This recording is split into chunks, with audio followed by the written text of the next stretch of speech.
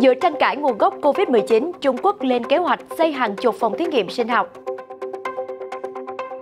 Trung Quốc phản đối mạnh mẽ chuyến thăm của các nghị sĩ Mỹ tới Đài Loan. Cùng lúc đó, Bắc Kinh cũng triển khai chiến dịch quảng bá Thế vận hội mùa đông 2022. Nhưng tiếc thay cho những nỗ lực đó, chính trị gia 11 nước đồng loạt kêu gọi tẩy chay sự kiện này do cáo buộc về nhân quyền. Ông Putin ký luật chính thức rút Nga khỏi Hiệp ước Bầu Trời Mở. Các thông tin đáng chú ý khác, Tòa án Hàn Quốc bác đơn kiện đòi 16 công ty Nhật Bản bồi thường. Đan Mạch xây dựng đảo nhân tạo khổng lồ cho cư dân ở ngoài khơi Copenhagen. Nhật thực van lửa độc đáo sẽ xuất hiện trong tuần này. Và đây là FBNC Thế giới hôm nay. Ngọc Anh xin kính chào quý vị khán giả. Quý vị đang theo dõi chương trình Thế giới hôm nay được phát sóng trên kênh FBNC. Thưa quý vị, theo Financial Times, Trung Quốc đang có kế hoạch xây hàng chục phòng thí nghiệm sinh học cấp 3 và một phòng thí nghiệm sinh học cấp 4 trong 5 năm tới. Quyết định này được đưa ra giữa bối cảnh các nhà điều tra đang xem xét lại khả năng virus SARS-CoV-2 có thể đã lọt ra từ một phòng thí nghiệm ở Vũ Hán, Trung Quốc. Tại Trung Quốc, tỉnh Quảng Đông có kế hoạch xây dựng 25 đến 30 phòng thí nghiệm sinh học cấp 3 và một phòng thí nghiệm sinh học cấp 4. Viện Virus học Vũ Hán là nơi đặt một phòng thí nghiệm sinh học cấp 4, bị cáo buộc đã tiến hành các hoạt động tăng cường chức năng nghiên cứu. Giám đốc phòng thí nghiệm ông Yuan Ziming đã nêu chi tiết những thiếu sót về các an toàn của các phòng thí nghiệm Trung Quốc trong một báo cáo năm 2019. Ông Giang nhận định với tờ Financial Times rằng những phòng thí nghiệm sinh học cấp cao không có đủ ngân sách hoạt động cho các quy trình thường xuyên nhưng cần thiết. Do nguồn lực hạn chế, một số phòng thí nghiệm cấp 3 chỉ hoạt động với kinh phí cực kỳ tối thiểu hoặc trong một số trường hợp thậm chí là không có kinh phí. Mức độ sẵn sàng về an toàn sinh học của Trung Quốc ở cấp trung bình, trong khi chỉ số này ở Mỹ là ở mức cao. Chỉ số an ninh y tế toàn cầu cho hay, Trung Quốc đã thông qua luật mới nhằm cải thiện mức độ an toàn sinh học vào năm ngoái và vào tháng 1 2020, những phòng thí nghiệm sinh học nghiên cứu các mẫu virus SARS-CoV-2 được yêu cầu không tiết lộ thông tin về virus nếu không có sự cho phép của chính phủ. Phát ngôn viên Bộ Ngoại giao Trung Quốc Uông Văn Bân mới đây cho biết nước này phản đối mạnh mẽ chuyến thăm của 3 thượng nghị sĩ Mỹ tới Đài Loan. Ông khẳng định Đài Loan là một phần của Trung Quốc và những chuyến thăm như vậy là sự can thiệp thô bạo vào công việc nội bộ của nước khác, không có lợi cho quan hệ Mỹ-Trung và làm phức tạp thêm tình hình ổn định ở châu Á. 3 thượng nghị sĩ đã tới Đài Loan vào Chủ nhật ngày 6 tháng 6 2021 tại sân bay Song Sen. Họ đã có cuộc gặp với Tổng thống Thái Anh Văn và nhiều bộ trưởng cấp cao của hòn đảo. Theo nội dung các cuộc trao đổi, Mỹ sẽ viện trợ 750.000 liều vaccine chống Covid-19 cho Đài Loan, như là một phần trong gói viện trợ toàn cầu của Washington. Thượng nghị sĩ Tammy Duckworth nói rằng bà hy vọng số thuốc trên sẽ giúp cho hòn đảo có thêm công cụ cần thiết đối phó với dịch bệnh. Thượng nghị sĩ Tammy Duckworth không nói số vaccine viện trợ trên là loại nào, nhưng bà khẳng định việc Đài Loan là điểm đến đầu tiên trong chính sách viện trợ vaccine của Mỹ, thể hiện mối quan hệ chiến lược đặc biệt giữa hai nền kinh tế. Đứng cạnh bà Duckworth, Bộ trưởng Y tế Đài Loan Chen Xin-chun nói rằng ông hy vọng nhìn thấy chuyến hàng sẽ sớm cập bến. Bộ trưởng Ngoại giao Đài Loan Joseph Wu có mặt trong đợt đón tiếp cũng bày tỏ cảm ơn với động thái từ phía Mỹ. Ông nói, trong khi chúng tôi đang nỗ lực hết mình để có vaccine, chúng tôi cũng phải vượt qua những khó khăn do chính quyền Trung Quốc mang tới, nhằm phong tỏa hòn đảo tiếp cận các nguồn cung cấp bên ngoài. Bà Duckworth đi cùng 2 thượng nghị sĩ khác là Dan Sullivan và Christopher Scott, tất cả cùng bay tới Đài Loan sau khi kết thúc chuyến thăm Hàn Quốc bằng máy bay chuyên chở C-17 của Không quân Mỹ. Trước thông báo của các thượng nghị sĩ, phía Nhật cũng đã chuyển 1,24 triệu liều vaccine AstraZeneca tới Đài Loan. Động thái cũng bị Trung Quốc phản đối kịch liệt khi cho rằng Nhật Bản đang can thiệp vào việc nội bộ của Trung Quốc. Từ lâu, Trung Quốc xem Đài Loan là một tỉnh chưa thống nhất. Bắc Kinh nhiều lần thể hiện quan điểm sẵn sàng dùng vũ lực để đưa hòn đảo trở về nếu cần thiết. Với sự quyết tâm thực hiện Thế vận hội mùa đông 2022, Trung Quốc mới đây đã phát động một chiến dịch quảng bá cho sự kiện này trên các nền tảng đa phương tiện. Mới đây, một chiến dịch quảng bá trên các phương tiện truyền thông đã được Tập đoàn Truyền thông Trung Quốc CMG, Ban tổ chức Thế vận hội, Tổng cục Thể thao và các đơn vị khác ra mắt, với mục đích xây dựng thương hiệu và đưa tin về Thế vận hội Bắc Kinh 2022.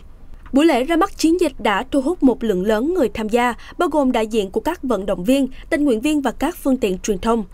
Giám đốc điều hành cấp cao của CMG đã công bố tổ hợp truyền thông để đáp ứng yêu cầu thông tin Thế vận hội Bắc Kinh 2022. CMG sẽ phát huy tối đa sức mạnh của mình đối với phát sóng đa nền tảng và đa ngôn ngữ. Họ sẽ sử dụng 5G cộng 4K hoặc 8K cộng AI, những công nghệ số hiện đại nhất thế giới để phục vụ Thế vận hội. Nhiều bên đã ký thỏa thuận hợp tác về phát sóng đa nền tảng, nâng cao uy tín và sức ảnh hưởng của Thế vận hội Bắc Kinh 2022, thúc đẩy sự phát triển nhanh chóng các bộ môn thể thao mùa đông ở Trung Quốc.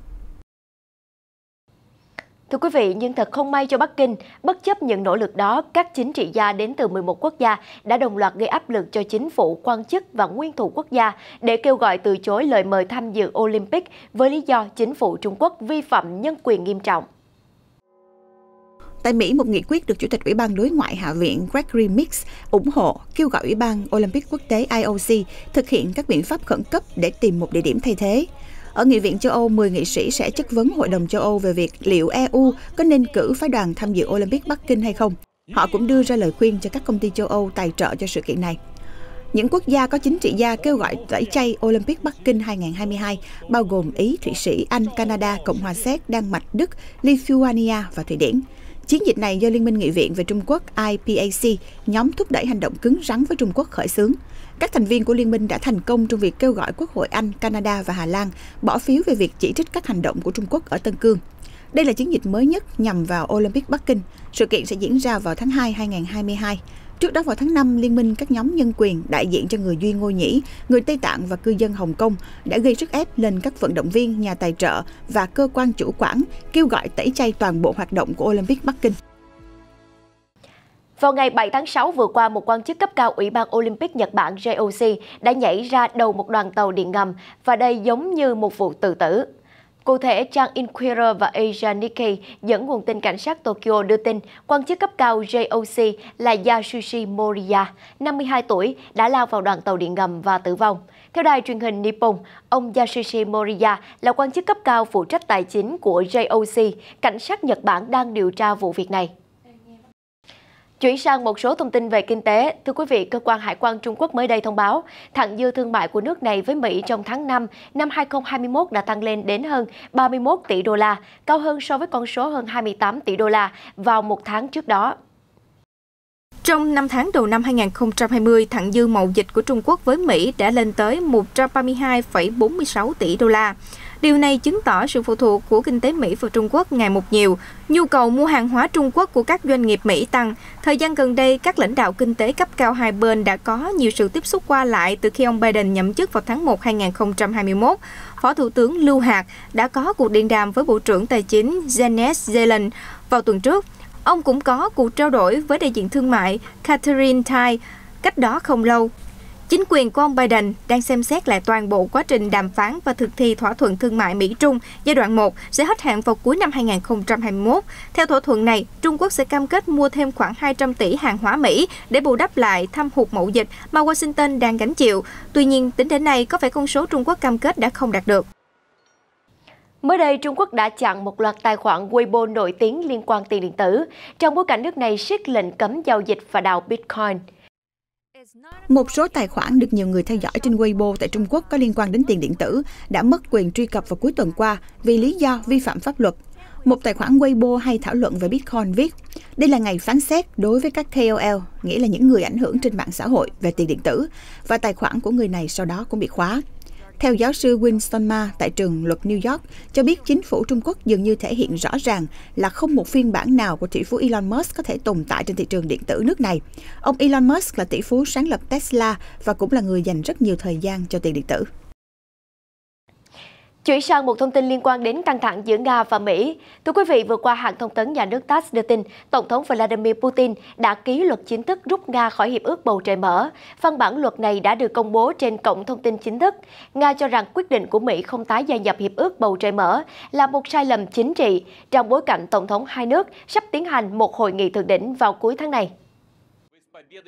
Tổng thống Nga đã đặt dấu chấm hết cho Hiệp ước Bầu Trời Mở vào ngày 7 tháng 6 vừa qua. Trước đó, Hạ viện Nga đã nhất trí thông qua dự luật này. Dự luật của Hạ viện Nga nêu rõ Hiệp ước Bầu Trời Mở củng cố đáng kể lòng tin trong lĩnh vực quân sự. Tuy nhiên, quyết định của Mỹ rút khỏi hiệp ước này đã làm lung lay cán cân lợi ích quốc gia của các nước tham gia, đe dọa lợi ích an ninh quốc gia của Liên bang Nga. Đến ngày 2 tháng 6 với 152 phiếu thuận, Hội đồng Liên bang Thượng viện của Nga đã thông qua luật rút khỏi Hiệp ước Bầu Trời Mở. Chính quyền của Tổng thống Mỹ Joe Biden hôm 28 tháng 5 khẳng định sẽ không quay trở lại hiệp ước này, hiệp ước mà cựu Tổng thống Donald Trump đã rút ra khỏi hồi năm ngoái. Tổng thống Joe Biden cũng đã loại trừ khả năng quay trở lại hiệp ước trên trong bối cảnh hai nước chuẩn bị cho hội nghị thượng đỉnh vào ngày 16 tháng 6 tại Geneva, Thụy Sĩ. Cùng ngày, Thứ trưởng Ngoại giao Sergei Ryabkov cho biết Moscow thất vọng về việc Mỹ quyết định không quay trở lại hiệp ước bầu trời mở. Theo ông Ryabkov, quyết định của Mỹ sẽ không tạo được bầu không khí có lợi cho các cuộc thảo luận về kiểm soát vũ khí trong khuôn khổ cuộc gặp thượng đỉnh giữa Tổng thống Nga Vladimir Putin và người đồng cấp Mỹ Joe Biden. Hiệp ước bầu trời mở được ký kết năm 1992 và trở thành một trong những biện pháp xây dựng lòng tin ở châu Âu sau chiến tranh lạnh. Có hiệu lực từ năm 2002, hiệp ước này cho phép các nước tham gia thực hiện những chuyến bay giám sát trên các căn cứ quân sự của nhau để thu thập thông tin về lực lượng và hoạt động quân sự của các nước. Có 34 quốc gia tham gia vào thỏa thuận này, bao gồm Mỹ. Vào ngày 7 tháng 6 vừa qua, Tòa án quận tại thủ đô Seoul đã bắt đơn kiện của một nhóm người Hàn Quốc đòi 16 công ty Nhật Bản, trong đó có Nippon Steel và Mitsubishi Materials, phải bồi thường cho những người bị phát xít Nhật cưỡng ép lao động trong thời chiến. Phán quyết của tòa nêu rõ, mặc dù các nguyên đơn có quyền đòi bồi thường với tư cách cá nhân theo thỏa thuận mà Hàn Quốc và Nhật Bản ký kết năm 1965, nhưng quyền đó không thể thực hiện thông qua các vụ kiện. Theo Kyodo dẫn nguồn tin từ tòa án cho biết trước đó có tổng cộng 85 nguyên đơn, bao gồm những người từng bị các công ty Nhật Bản ép buộc lao động trong thời chiến và các thân nhân của họ, đã nộp đơn kiện lên tòa án vào tháng 5 2015, trong đó yêu cầu các công ty Nhật Bản phải bồi thường tổng cộng 8,6 tỷ won, tương ứng với khoảng 7,7 triệu đô la. Ngoài Nippon Steel và Mitsubishi Materials, một số công ty Nhật Bản khác có tên trong danh sách gồm Nishimatsu Construction, Sumitomo Metal Mining và Sumitsaki Materials. Quan hệ giữa Hàn Quốc và Nhật Bản đã xấu đi nghiêm trọng sau khi các phán quyết năm 2018 của Tòa án tối cao Hàn Quốc yêu cầu Nippon Steel và Mitsubishi Heavy Industries bồi thường cho các nguyên đơn của Hàn Quốc từng bị các công ty này ép buộc lao động trong thời kỳ phát xít Nhật Bản cai trị bán đảo Triều Tiên giai đoạn 1910-1945. Thưa quý vị, phiên tòa về vụ máy bay chở khách MH17 của Malaysia bị bắn rơi tại Ukraine năm 2014 đã được khôi phục trong ngày 7 tháng 6 vừa qua.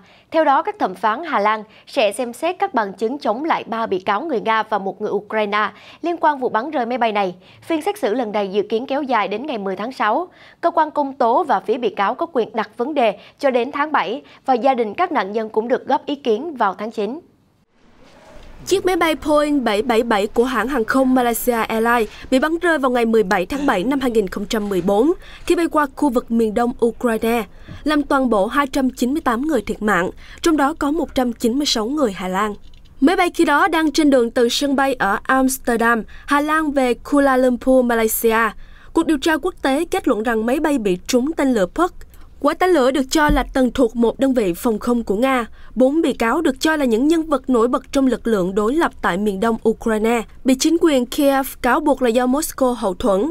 Toàn bộ 4 bị cáo đều bị xét xử vắng mặt, ngoại trừ một người cử luật sư đại diện.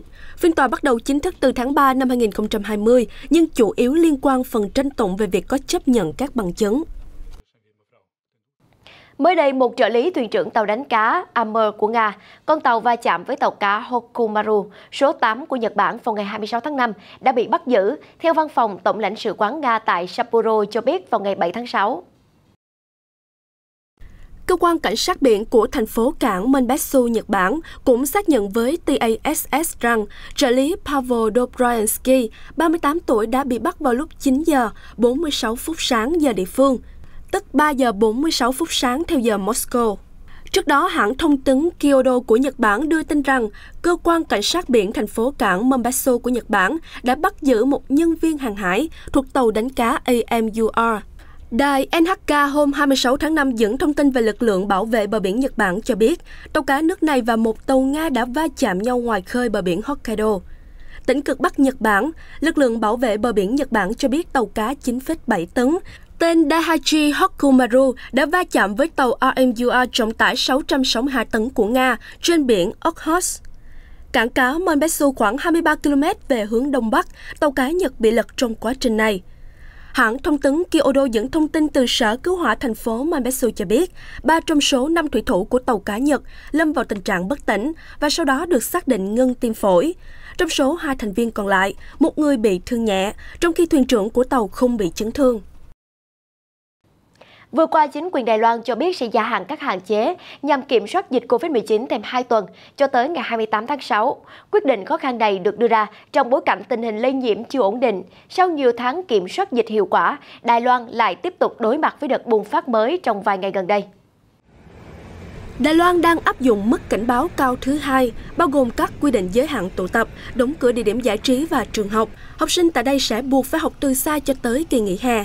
Trong thông báo mới nhất, chính quyền Đài Loan nhận định đại dịch ở thời điểm hiện tại vẫn chưa ổn định. Số ca nhiễm theo ngày tại hòn đảo này đang giảm dần. Theo Reuters, số ca nhiễm mới trong ngày 7 tháng 6 của Đài Loan là 211 ca. Tiếp tục giảm so với 343 ca một ngày trước đó và 511 ca vào ngày 5 tháng 6.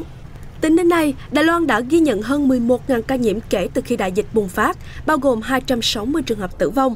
Hòn đảo sẽ bắt đầu phân phối 1,24 triệu liều vaccine AstraZeneca do Nhật Bản trao tặng trong tuần này. Quý vị thân mến, đại dịch Covid-19 đang tạo ra một vị khách không được môi trường hoan nghênh, đó là khẩu trang, gây ra nguy cơ ô nhiễm môi trường nghiêm trọng, đặc biệt là môi trường biển.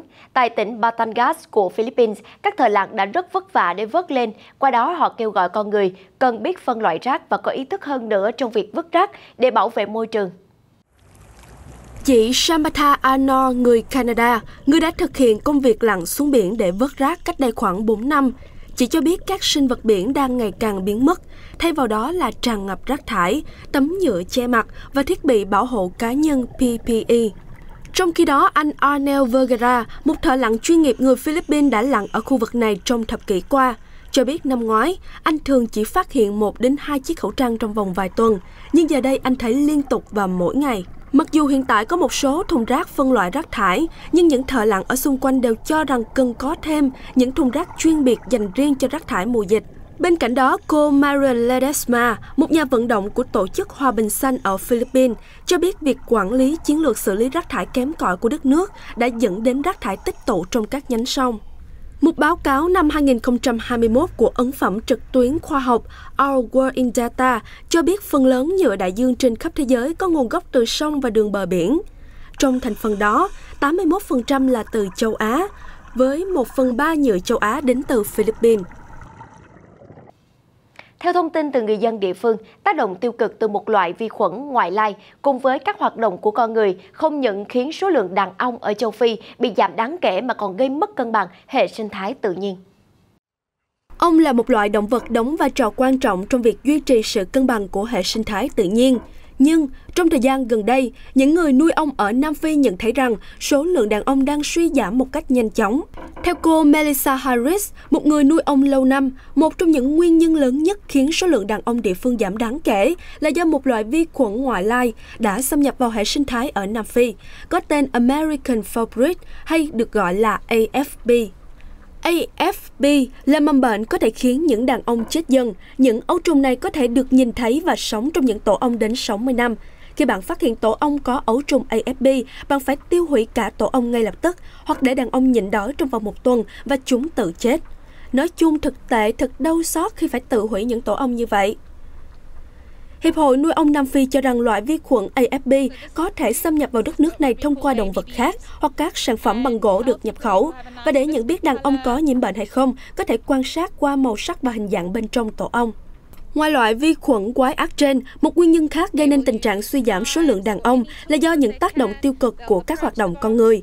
Nhiều người cho rằng việc dùng các công cụ để đập tổ ong đã khiến đàn ong gặp phải những mối đe dọa đến sự tồn tại của chúng. Mới đây, Quốc hội Đan Mạch đã phê chuẩn việc xây dựng Lynetteholm, một hòn đảo nhân tạo khổng lồ có sức chứa lên tới 35.000 người ở ngoài khơi Copenhagen. Dự án được thông qua với đa số phiếu ủng hộ theo tỷ lệ 85-12. Trao quyền cho chính phủ Đan Mạch thúc đẩy triển khai dự án, mở đường cho việc xây dựng hòn đảo rộng 2,8 km² này trong thời gian sớm nhất. Việc xây dựng hòn đảo nhân tạo Lynetteholm có mức đầu tư khoảng 3,3 tỷ USD ở Copenhagen. Tại đây sẽ có khoảng 35.000 người sinh sống.